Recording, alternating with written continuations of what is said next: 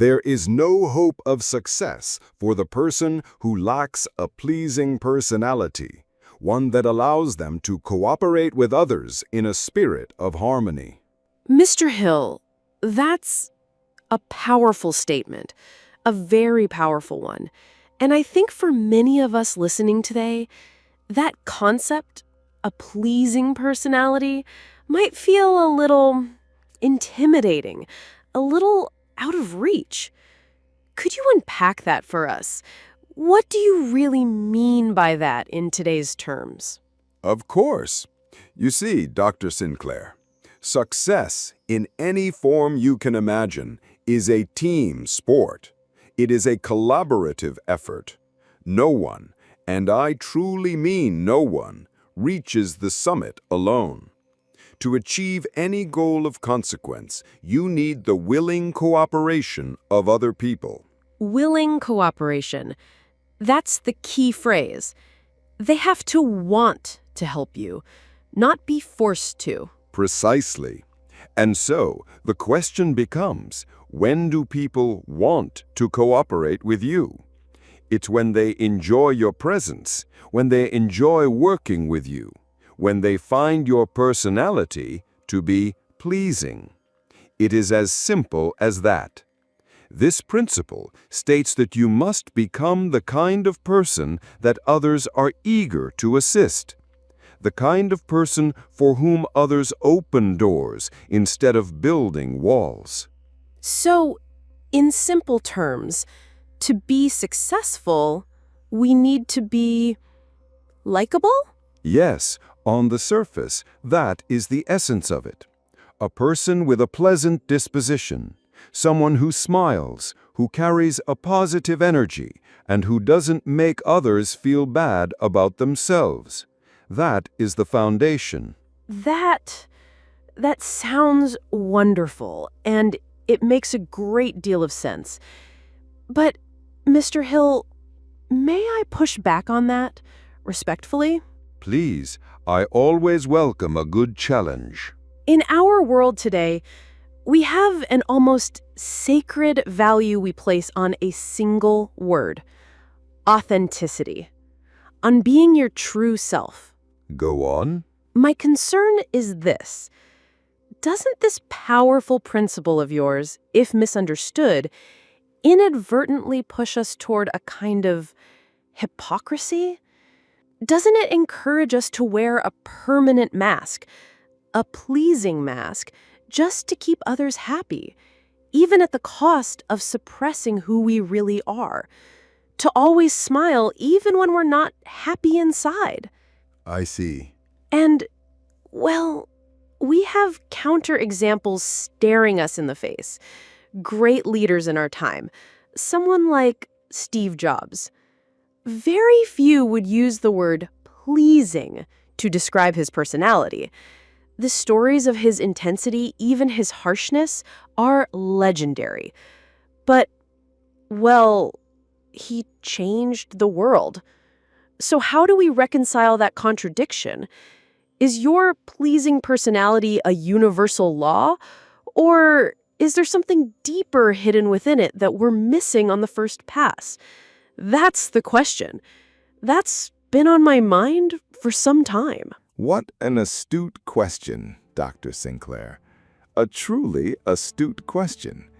You've gone straight to the heart of the matter, to the greatest danger and the greatest misunderstanding of this principle. So you do acknowledge that danger? That it could lead to hypocrisy? Completely. Yes.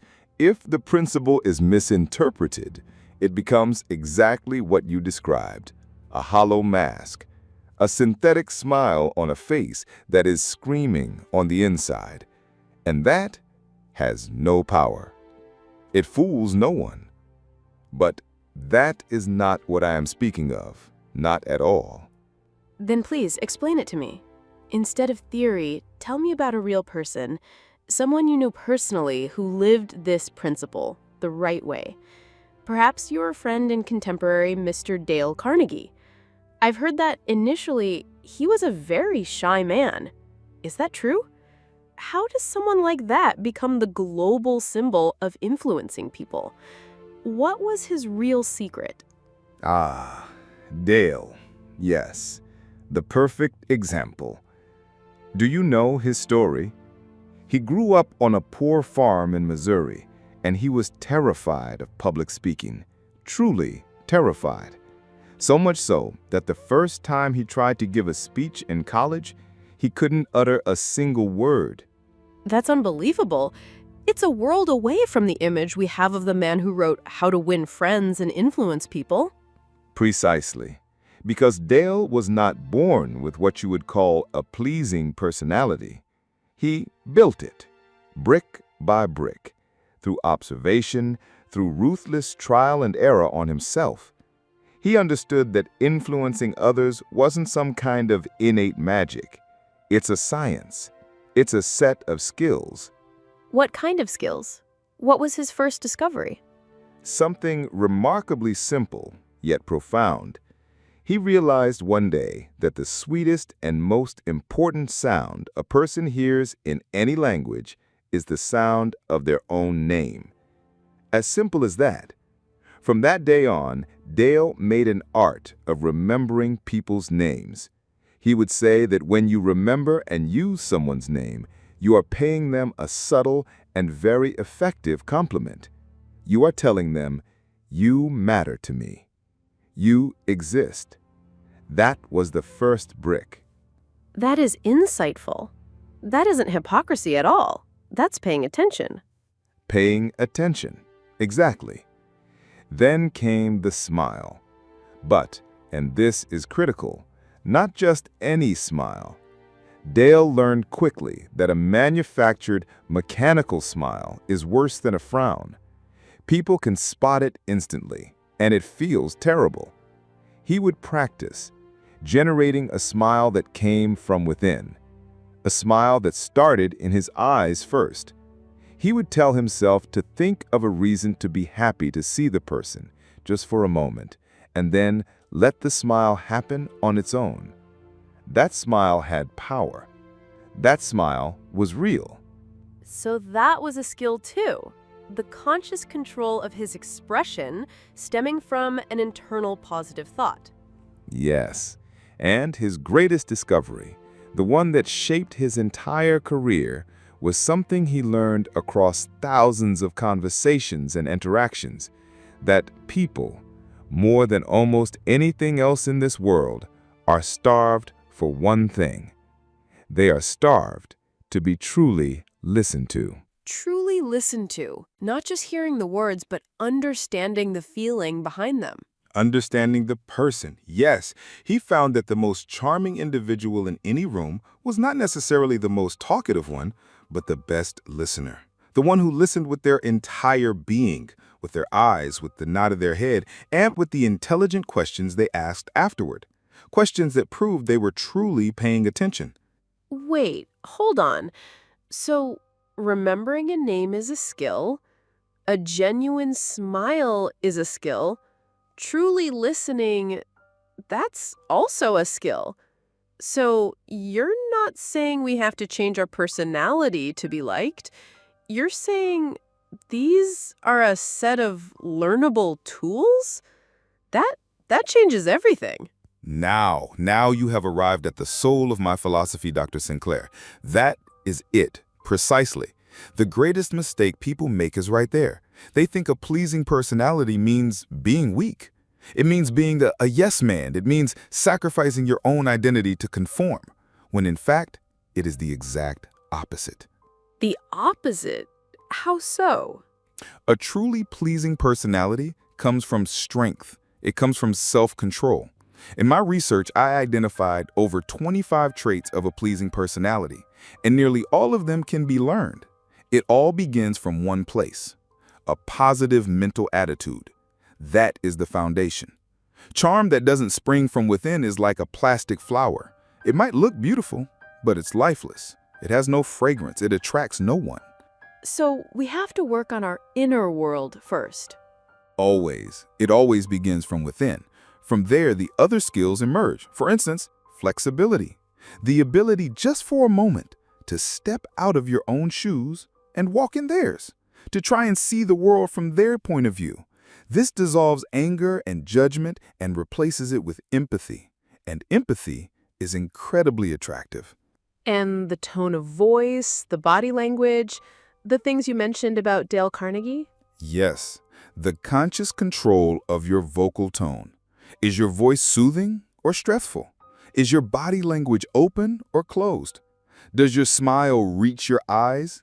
These are all powerful signals we are constantly sending to the world, whether we intend to or not. A person with a pleasing personality learns to consciously manage these signals. So these skills, these tools. Exactly. That is the right word, tools. You see, Dr. Sinclair, these are not tools to suppress your true self. They are tools to create harmony. You don't change your fundamental nature. You simply learn how to tune yourself to others so that you can create beautiful music together instead of a harsh and grating noise. That is the art of being pleasing. Harmony, music. That's a fascinating way to look at it, because with that definition, it actually solves my initial puzzle, the Steve Jobs puzzle. Oh? And how do you solve it? Well, maybe he didn't have a pleasing personality in the conventional sense. We all know he could be incredibly difficult to work with.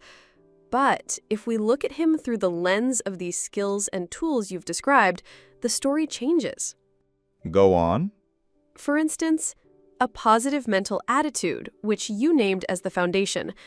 I don't think anyone in recent history had a more unshakable belief in his products and his vision than Steve Jobs. An absolute unwavering faith, and he injected that attitude into his team. He made them believe the impossible was possible. An infectious belief. Yes. And with that belief, he was able to create a very unique kind of harmony. A harmony built around a shared, transcendent goal to build the best possible tools for humankind. He unified people around that mission. So, in reality, he was using your principles, he was just playing with a different set of instruments. A brilliant analysis, Dr. Sinclair. Brilliant. You have grasped the principle perfectly. The goal is harmony. The instruments can vary. Attractiveness comes in many forms. So he was the exception that proves the rule. Precisely. But, and this is a very important but, Mr. Jobs was a maverick genius, a rare exception. His charisma was that of a hurricane, powerful, inspiring, but almost impossible for anyone else to replicate. And at times, also destructive. For the other 99% of us, for the engineers, the doctors, the teachers, the salespeople, the managers, for you and me. For the audience listening to this conversation. Yes, for them, Mr. Carnegie's path is far safer, more accessible, and perhaps, in the long run, even more effective. The path of building connection through attention, through empathy, through listening. You may not be able to summon a hurricane, but you can absolutely learn how to make beautiful music with other people. And that is a power available to everyone, not just to the rare exceptions. Mr. Hill, this conversation, it's been incredible. It has genuinely changed my perspective. But I want to make this wisdom completely tangible and actionable for our audience. For the person waking up tomorrow morning, caught up in their work, their stress, who wants to take that very first step to build this skill, what is that first simple, concrete exercise? Set a very simple challenge for yourself, just for 1 week. In every single conversation you enter, whether it's with your spouse, a colleague, or a clerk at the store, set this one rule for yourself. I will talk less, and I will listen more. Talk less, listen more. Yes. Consciously resist the urge to be the center of the conversation. Resist the temptation to immediately tell your own story or give your own opinion. Just listen with your whole being. And then, here is the second part of the challenge. The second part. Promise yourself that during that conversation, you will ask at least one deep follow-up question. Not a superficial question like, Oh, interesting. What happened next? But a question that shows the other person you didn't just hear their words, you understood their message. A question like, how did that experience make you feel? Or, what was the most difficult part of that for you? That's it. This simple exercise shifts the entire focus from me to the other, and that is the essence of true charm. Thank you. That's truly powerful and practical. So, in the end, a pleasing personality isn't a costume we wear to make other people like us. It is not. It's more like lubricating the gears of a machine. You don't change the nature or the power of the machine that is your personality. You simply allow all of its parts to work together with others with the least amount of friction and the greatest amount of harmony so you can all reach your destination together.